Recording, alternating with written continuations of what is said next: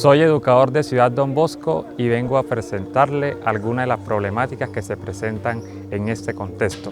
Conózcalas.